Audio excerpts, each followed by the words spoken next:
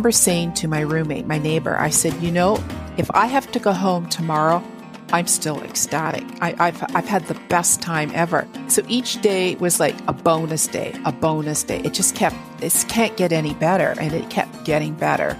That's all I can say. Dolce Vida, the good life, the sweet life. Today we're going to explore the sweet life in Italy. We're going to the Italian Lakes District, an area of Italy you may not be familiar with. Welcome to the Active Travel Adventures podcast. I'm your host, Kit Parks. And if you're listening to this podcast, you're not interested in an ordinary life. You want a bigger life, one filled with excitement, adventure, interesting people, and challenges. You want to explore the world in different cultures. You want to stretch yourself. You get your jollies off of conquering a difficult feat, and you love how adventure travel can propel your life forward. At the Active Travel Adventures podcast, website, and community, our number one mission is to provide you with the information and tools that you need to take on these adventures. Each show explores an exciting new destination to see if it's something you're interested in, and you'll be learning what to expect from someone like you who's actually done it. If the destination piques your interest, then head over to the website where you can see photos, get more detailed itinerary information, and other important information. On the website also, you can download the free printer-friendly travel planner. The planner has all the important links and recommendations you need to actually plan your adventure. Or you can wait for the beginning of the month when I send out a monthly, and note I say monthly, newsletter that includes all the new travel planners along with other tips and deals. I'd never sell your email or spam you, I promise. So today we're going to be going to the stunningly beautiful Italian Lakes District. Our guest today explains how she enjoyed the good life in the Lakes District of Italy. So let's get started.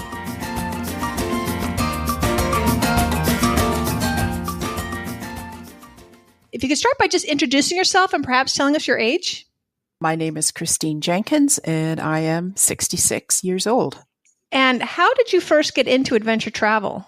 Probably started a good 15 years ago. I've always wanted to travel. I've always wanted to see the world. I think I got that from my mom, who never had that opportunity, so she always was encouraging.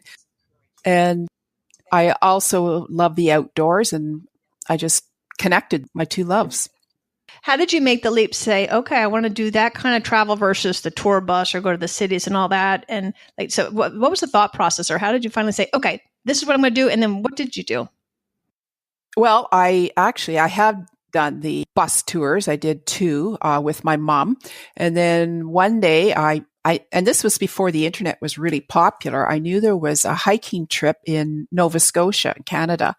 And I decided to sign up for that and flew to Halifax in Nova Scotia. And my husband was a little worried about me going by myself. So that was my first test, and I loved it ever since. I love the outdoors. I love the sounds when you're by yourself. I love getting off the beaten track. Usually you're with a group of like-minded people. I've met some fabulous people on all my hikes. Yeah, that's one thing that's a recurring theme in this show is that you meet people that usually each trip I make one or two lifelong friends. From that trip, I still keep in touch with two people. In fact, one couple live in North Carolina. Actually, no, it was my second trip. It was to Newfoundland. And there's a couple, they're both doctors, and they're in Raleigh, North Carolina. And I still keep in touch with them. And today we're going to be talking about the Italian lakes. So of all the different trips that you've taken, what made you say, that's where I'm going next? It's actually a kind of a funny story. I knew, I was looking around to see where I wanted to go next. I happened to be on Facebook, and one of my Facebook friends kept saying, he liked active adventures. I thought, he's kind of an outdoors guy. He teaches physical education. He's a kind of a historian. So I thought, I'm going to check out this active adventures. So I checked it out, and I saw the different hikes. But the one that really drew me was the Italian Lakes District. I think partly because of the length of time, it was 11 days, which was really nice. We could fly in from Toronto to Milan, so it was a direct flight. It was easy to get to. But I think the kicker was we got to kayak for 2 days, which broke up the hiking. And I love kayaking. And it was perfect. I asked my neighbor, do you want to come? She said, sign me up. And away we went. Perfect. Yeah, that is one thing I like about active. It's usually not just hiking. They usually mix in some cycling or some paddling or something like that. So it's multi-sport. But predominantly hiking. That's right. Predominantly hike. And if you didn't want to hike in a day, that's fine too. We had a lady who had a meniscus issue, and she had a torn meniscus. She had come in from Iceland. She was a photojournalist, and so they accommodated her. And so she got to do what she wanted to do during the day. So they were very accommodating, very flexible. And how difficult is this? Because, there's different degrees of difficulty for some of these adventures. On a scale of 1 to 5, where would you place this particular adventure? I would probably put it, I'd say between 3 and 4. I mean, I've certainly done more challenging hikes, but there were a few days it was challenging, like our very first full hiking day, because where I live, we don't have mountains to climb. So yeah, it was, I thought it was challenging, but it wasn't beyond, none of us, had to say, I can't do this. I give up. We all did it. We all pulled together and we had a great time. It's almost like a team building experience as well. It was. And a sense of accomplishment at the end of the day. And trust me, when you got to hike through some of these beautiful alpine valleys, it was worth it. And that's one thing we really didn't tell folks exactly where the Italian lakes are. And this is in northern Italy, so you're in the Alps. You are in the Alps. When you land in Milan, you can it doesn't take long for you to leave Milan, and you can see the Alps in the background. And a couple of places where we were, Switzerland was across the lake. So that's how far north we were. Wow. So what kind of training did you do to prepare for this? I kayak because I live near a lake, so I did a lot of kayaking. I walk. I have 2 dogs. I walk them every day, so that's 7 kilometers, and I did small day hikes in my area. I've always had good cardiovascular health, and so I didn't really find it a problem. I just kept active. In the winter, I snowshoe and I cross-country ski, so I always had my heart rate up, and I think that's the key. And pacing yourself. If you pace yourself too, you don't have to feel like you have to be at the head of the line all the time. If you do not say slow, but a steady pace, it works out. Was elevation an issue for you or for any of the other hikers? No, not here.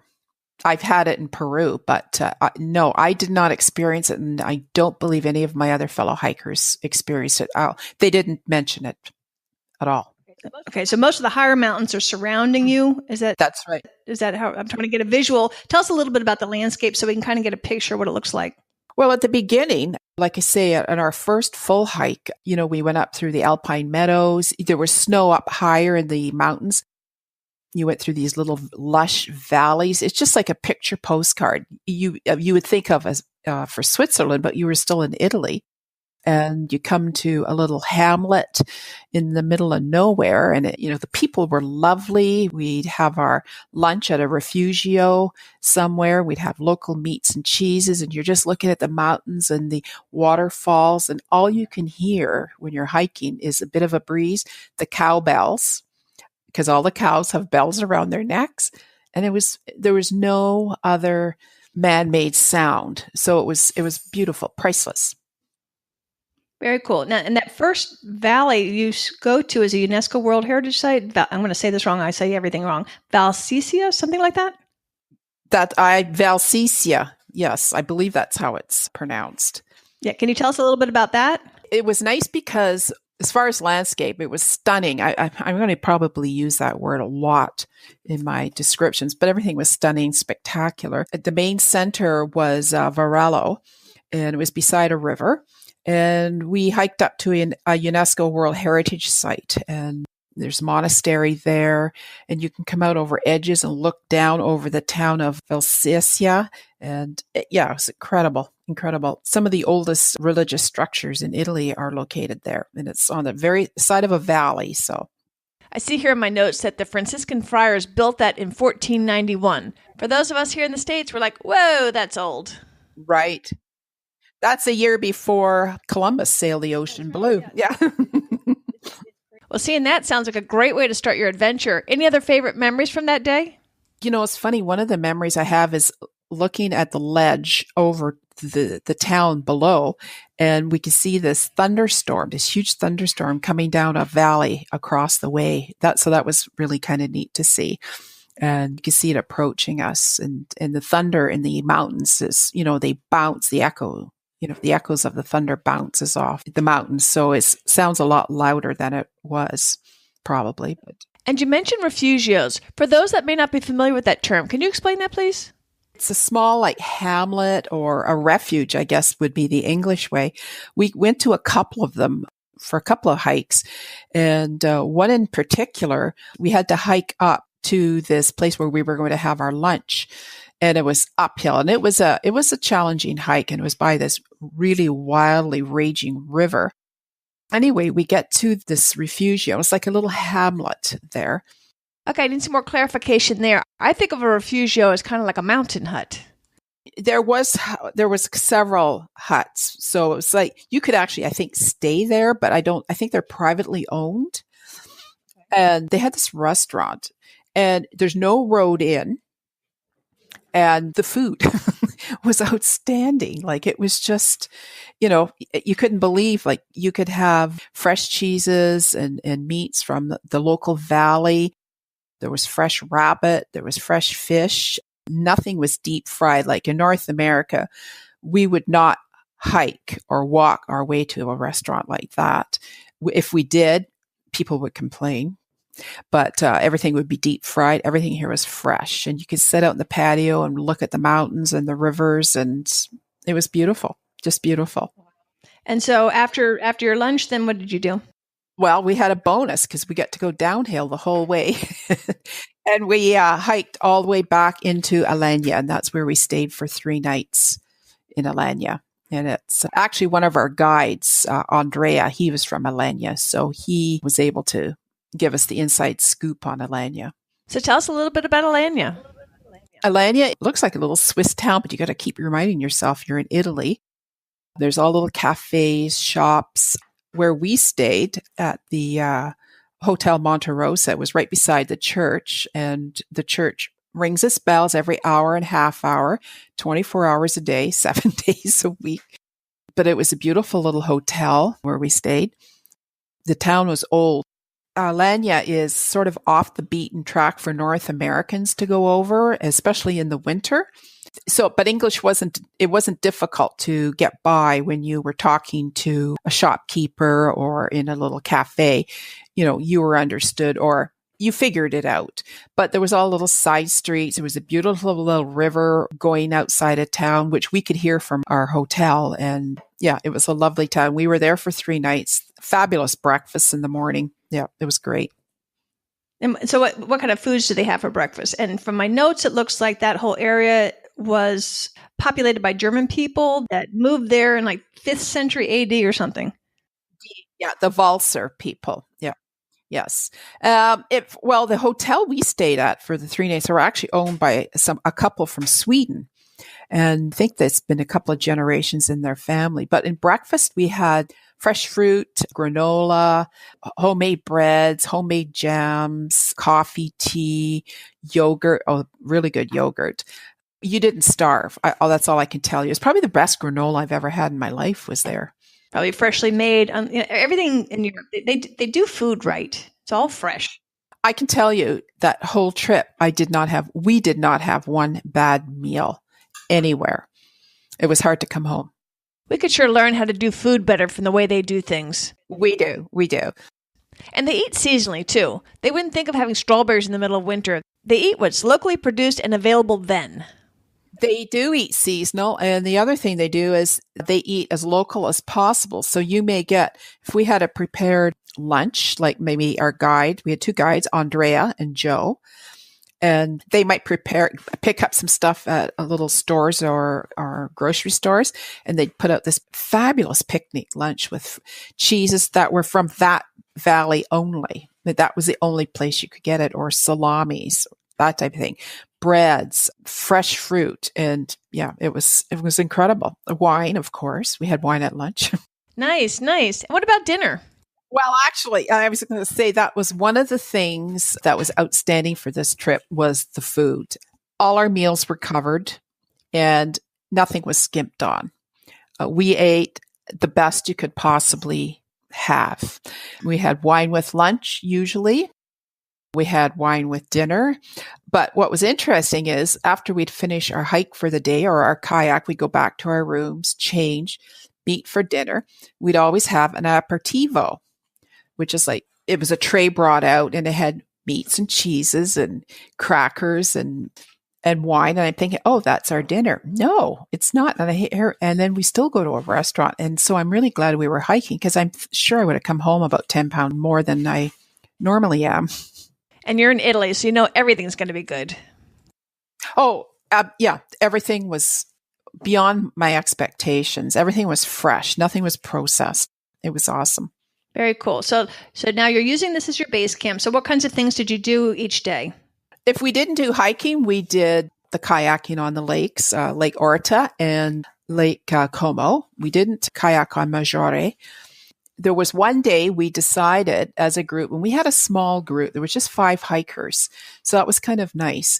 And we decided one day we didn't want to hike, and we were in Stresa, which is on Lake Maggiore. So we went and walked into town, some of us. Some went to the islands, and we did maybe a bit of shopping. So we just, like I say, the guides were very flexible. We decided we didn't want to hike that day. The days we went kayaking, we'd be out by the water's edge at 9 in the morning. And then there was a gentleman by the name of Giuliano who came up from Genoa, Italy. He brought the kayaks. First time, all the people had kayaked before, so that was good. But he gave us safety instructions. We got fitted with our life jackets, and we were out usually by 9:30. We were out on the lakes. When we stop about maybe 10:30, 11 at a little village and stop for an espresso. And then we get back in our kayaks, kayak a bit more, and then stop at another village and maybe have lunch or stop at a beach, and our guides would put lunch out. And between that, we go swimming in the lakes. And then in the afternoon, we might stop about 2:30 or 3 o'clock in another little village and have gelato. It was very civilized. It was very civilized. And swimming, the lakes were clear, and it was hard to believe you weren't at the ocean. The colors of the lakes were beautiful.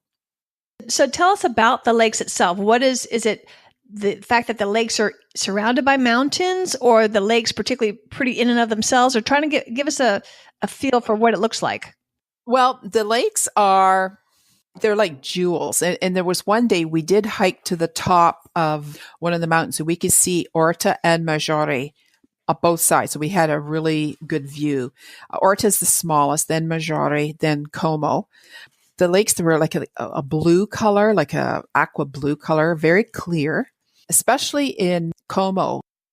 The sides of, have these old Italian homes that they've probably been in families for generations. There's the piazzas nearby, and I think George and Amel Clooney live on Como, but we didn't see them.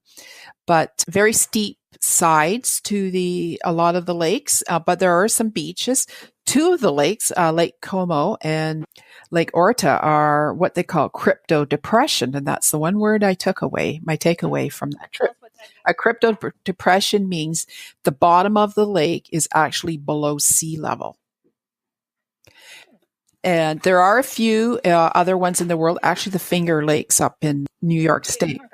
And actually, Orto is not a crypto depression. Maggiore and Como are crypto depressions. So they're below sea level, and the lakes are usually long and narrow, and their shores are very steep.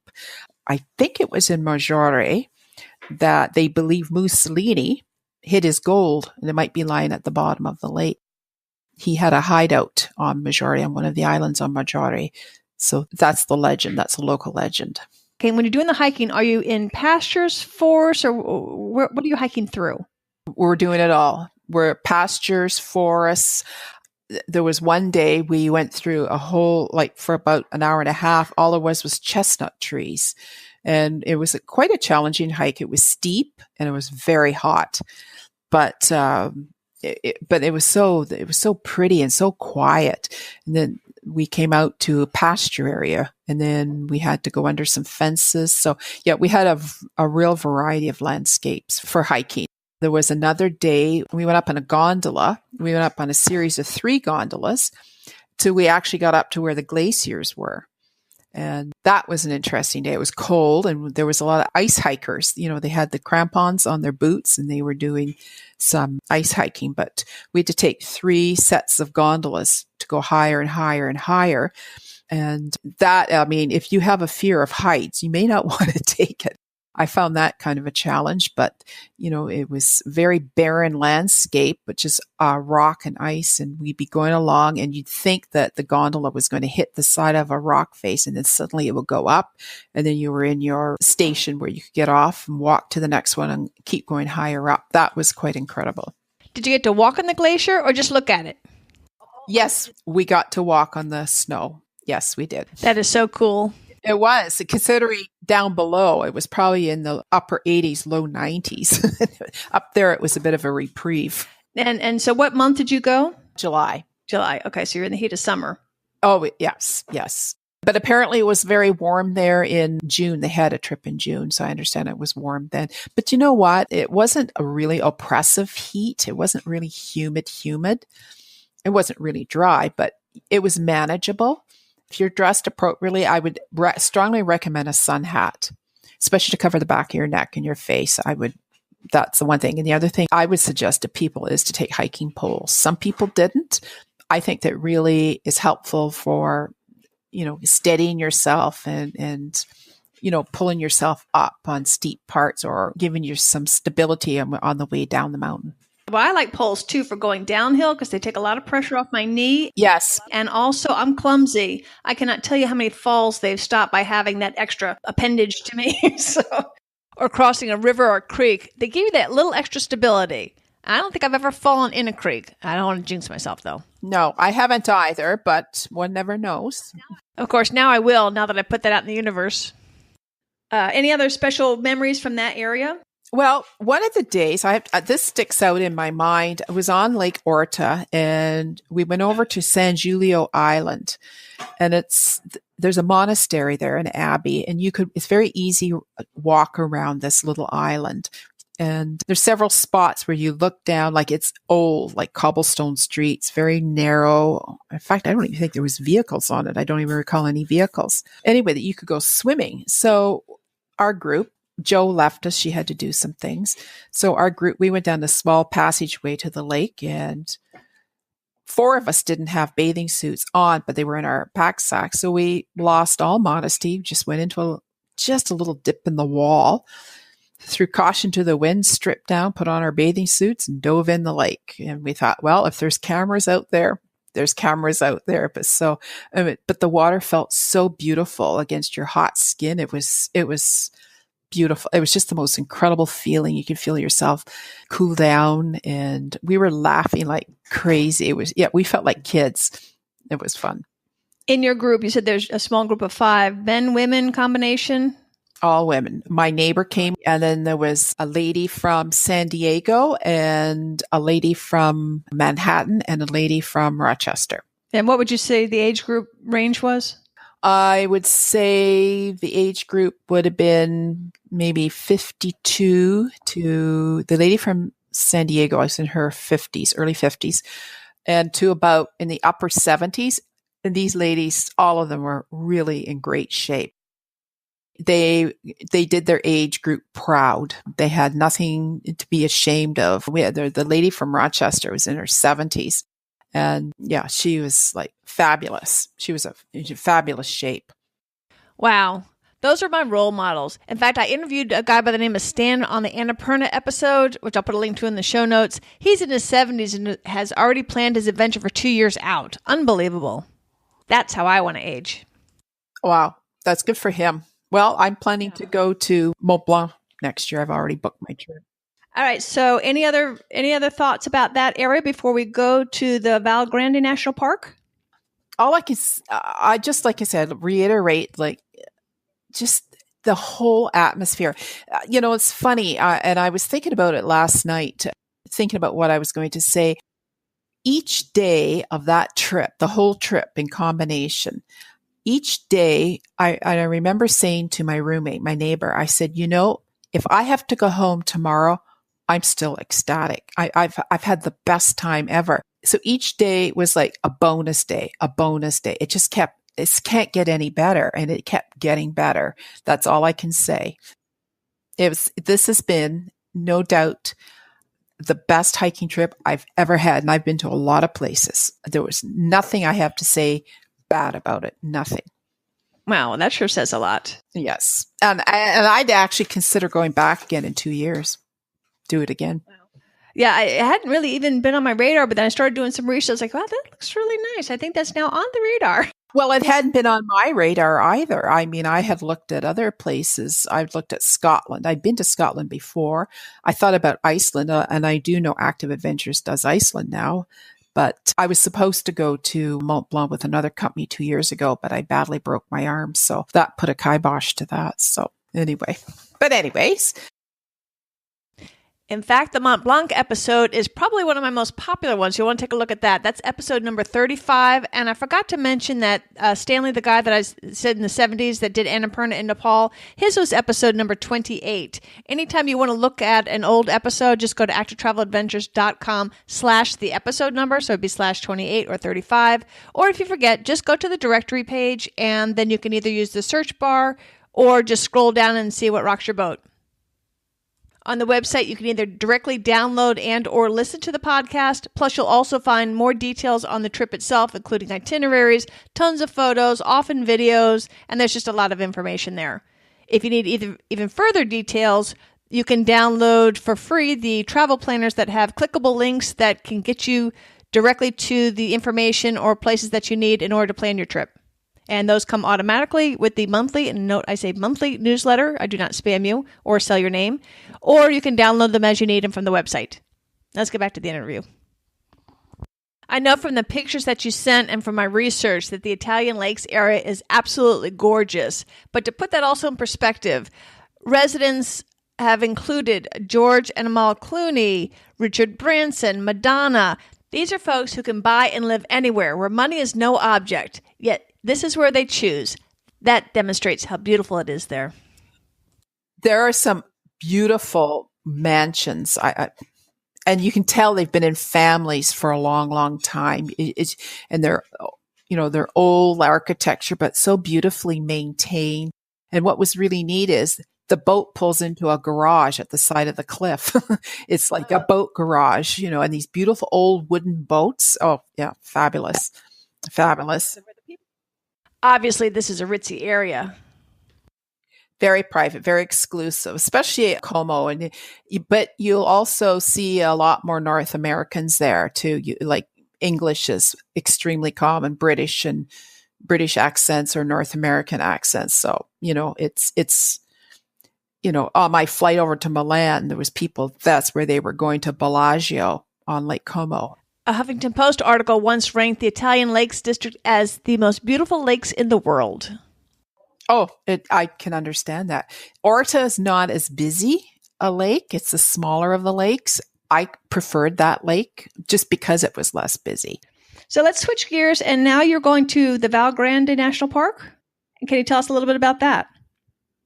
Yeah, that was the one day that day we did not do that. That was the day we decided not to hike. That was the hooky day. So a couple of us walked into Stresa, which is a small village, a beautiful little boardwalk from where we were staying all the way into Stresa.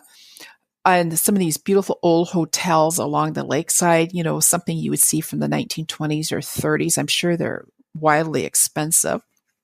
And there's 3 islands on the lake, and, you could take the boats to them, and we all met on this one island for lunch. But it sounds like that was a well worth it hooky day.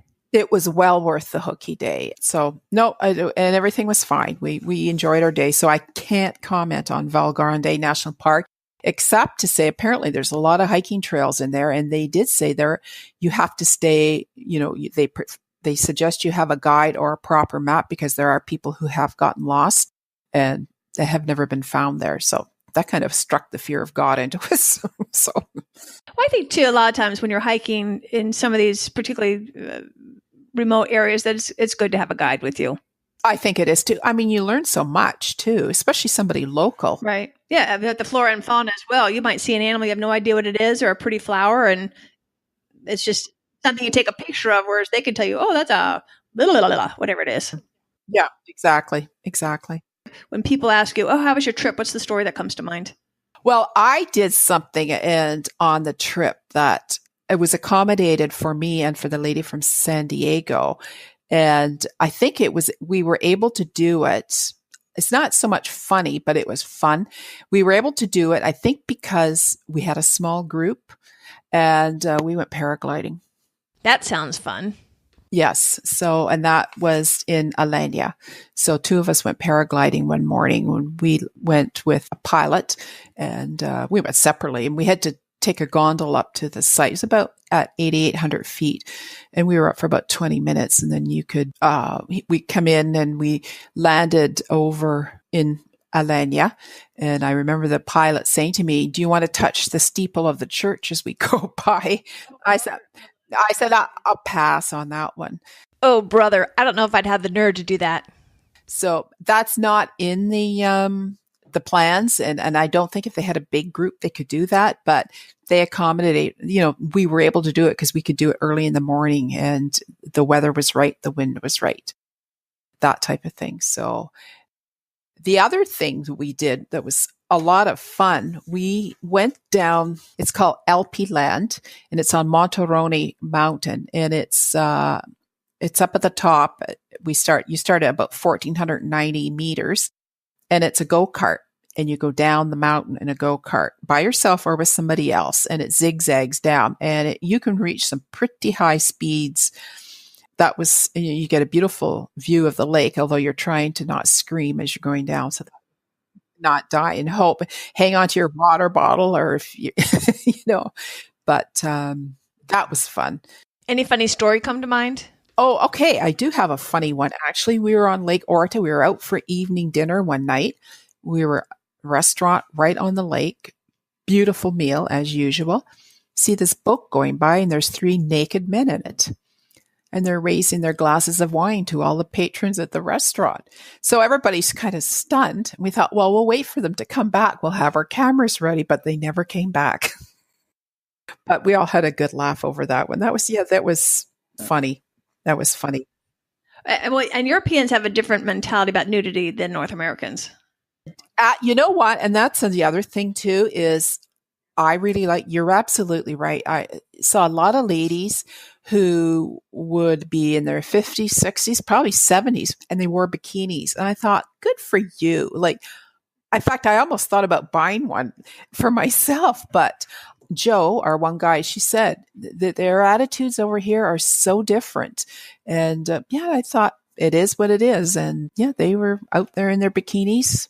I'm surprised they had tops on, but maybe that's just the south of France. I saw all with tops if they were standing up or sitting up, but and their men folk were attentive to them. They were draped in gold jewelry and all that. But so interesting. Yeah, in France, most of the women didn't have tops, and it didn't make a difference what shape your body was in. Skimpy bathing suits. I know, and we have a lot to learn in over in North America. Any other things you want to tell us about your Italian Lakes adventure? I want to tell you that we had 2 guides, and I really want to mention our guide, Andrea, who is from Alania, Italy, and Joe. Joe is originally from Wales, but lives in Auckland, New Zealand now. Those guides were outstanding. They were knowledgeable. They were patient. They were flexible. Andrea, he was a really good van driver. He navigated all these little narrow roads. Sometimes we go through these little villages where the road was barely wider than the mirrors of the vehicle. And we always felt safe with him.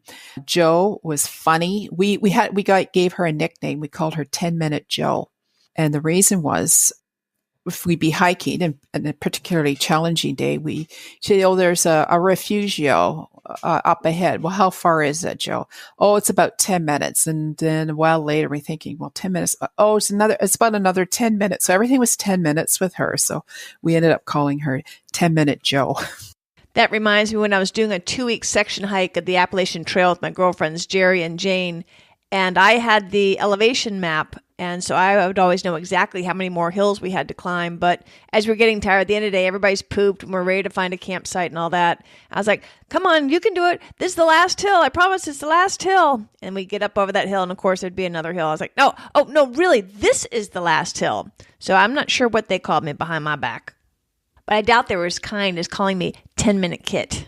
Sometimes to make it to the end, you just got to fib. I know. Anything else about your guides or transit? Well, yeah, one of the other little things I have to tell you about is Giuliano, who was the gentleman. He drove up from Genoa twice with all the kayaks. And the second time he came up, he brought us some focaccia from a local bakery. He'd left at 5 a.m. in the morning from Genoa to get up to the lakes, and he had this fresh focaccia, and it was actually still a bit warm when we had it at our break. That was memorable, and it was so good, so good. Ooh, how sweet and thoughtful. Yeah, very thoughtful. Oh. And I forgot to ask you, accommodations. Are you in guest houses? Are you camping? I know you said you were in that one place for 3 days. Tell us a little bit about where you stayed. We stayed in hotels the first 3 nights, and we were in Alanya. It was a beautiful old hotel run by a couple from Sweden. And I love the wooden shutters because they could open up, and clean rooms. The Stressa, all the rooms were clean, had air conditioning. Yeah, there was absolutely no complaints about the accommodation. It was close to everything if we wanted to walk somewhere. The one place we stayed at, and I can't think of the name of the town, but they would mostly have balconies or little doors that open up, although we didn't because it was quite warm. Yeah, the accommodation was excellent. Excellent. I'm surprised you had air conditioning. That's great. I know. The one thing over in Europe, if anybody's ever traveled there, the elevators are very small. So if, maybe 2 people get on with 1 suitcase each, no more than that. So that's the one adjustment. And the other adjustment is a lot of times in Europe, they don't use face cloths. So you might, if you are big on using a face cloth, you might want to bring your own face cloth, that type of thing. But other than that, it's, you don't want for anything. I mean, if you need toothpaste, it's easy to get. If you need wine, it's easy to get. So it's not like you're in a third world country. But little tips like that. Is there anything you wish you'd known beforehand that you could share with us? No. The only thing I know in the guide or our gear guide, they suggested bringing a hat and gloves and long underwear.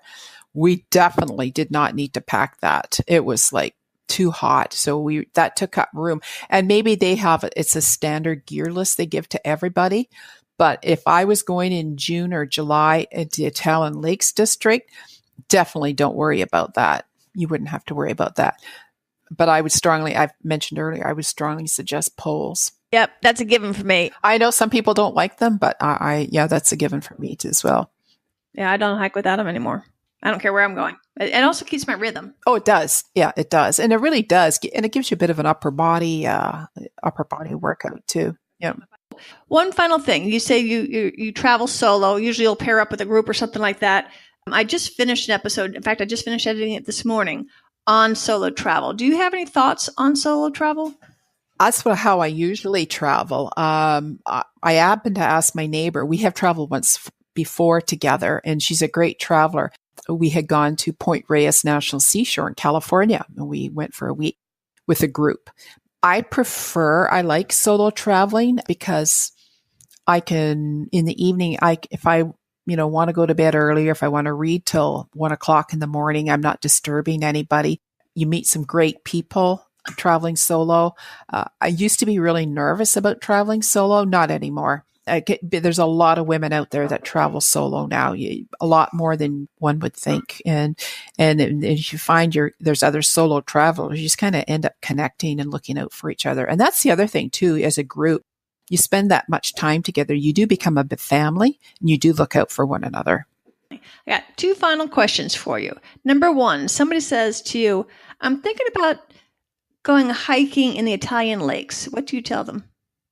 I'd say, I'll give you the name of Active Adventures. You will have the best time ever. I promise you. In fact, I'll go with you. My last question for you. Where's next? Mont Blanc next year in Switzerland, Italy, where you fly into Geneva. So I'm going to do that with Active Adventures. That's my next one. And then in 2020, I always say I want to go back to the Italian lakes, but there's so many places to go in this world. I've been to New Zealand, but I've never hiked in New Zealand. So, I mean, there's always that option. There's so many places, so little time, and you want to do those things when you're healthy. And I mean, this is not an ad for Active Adventures, but we're both fans. Do you now, when you're picking out which trips, are you looking at their website and say, where do I go next from there? Or how do you pick your next trip?